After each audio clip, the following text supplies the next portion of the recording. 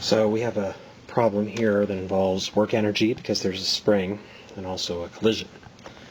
So let's start with the diagram, see if we can understand what is going on.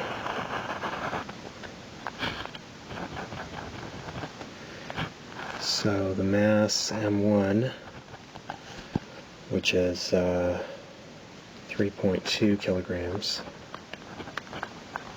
is located on a spring that has been compressed by, I guess, 75 centimeters, so 0.75 meters from its equilibrium position. And the mass is launched by the spring and goes this way, and then eventually it has a collision after it leaves the spring. The M1 has a collision with M2. Okay, M2 is 5.8 kilograms. We're told that the spring constant K is 240. And we're also told that, let's see, M1 starts at rest, and after the collision that it rebounds V1F with the speed of 1.8 meters per second, and that's going to be in the negative direction. We're going to take our sign convention that to the right is positive and to the left is negative.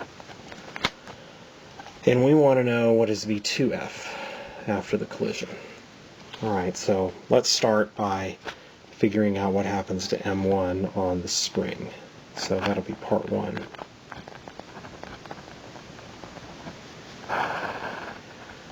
If you haven't already worked through this part, or the problem, you should pause the video at this point and see if you can find out what is the final velocity of M1 at the end of its motion on the spring.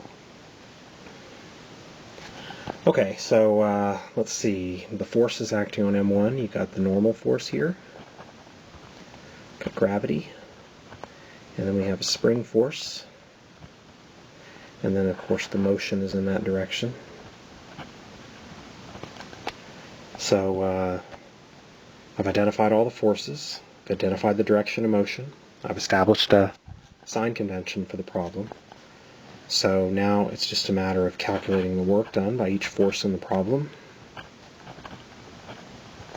So the normal force does no work, it's perpendicular to the motion. Gravity in this case does no work because it is perpendicular to the motion, and the spring always does plus or minus 1/2 kx squared. In this case it's plus 1/2 kx squared because the spring force is in the same direction as the motion. Now we add up the works, and we set it equal to the change in kinetic energy. And of course the initial kinetic energy is 0 because it starts at rest. Right? V0 is 0, we were given that information. So we're left with kx squared is m1 v squared.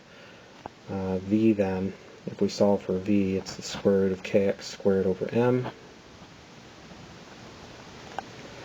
which is 6.495 meters per second. And that is equal to the initial velocity for part 2.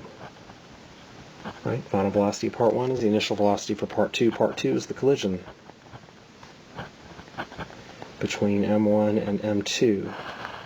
Now for this collision, we're also told that M2 is initially at rest. So let's keep that in mind. Now, it's important to recognize from the problem, if you read through it, it doesn't say anything about the collision being elastic. So the only thing that we can write down is conservation of momentum. Now this is a one-dimensional collision just along the x-axis, so we don't have to split it up into x and y components. Alright, so let's see. I know that M1 is 3.2. I know that V1I, right, V0, V1I for part 2 is 6.495. We'll just call that 6.495. And then M2, V2I, well, V2I is 0, right up here. And then M1, V1F, that's 3.2. Now V1F is given to be minus 1.8 meters per second. It's important to get that sign right. and then M2 is 5.8 V2F. So great, we got an equation with a single unknown. Should be pretty easy to solve for. V2F is 26.54 divided by 5.8. So that's 4.6 meters per second. As long as you don't get mixed up and think that this is an elastic collision problem, and it's pretty straightforward.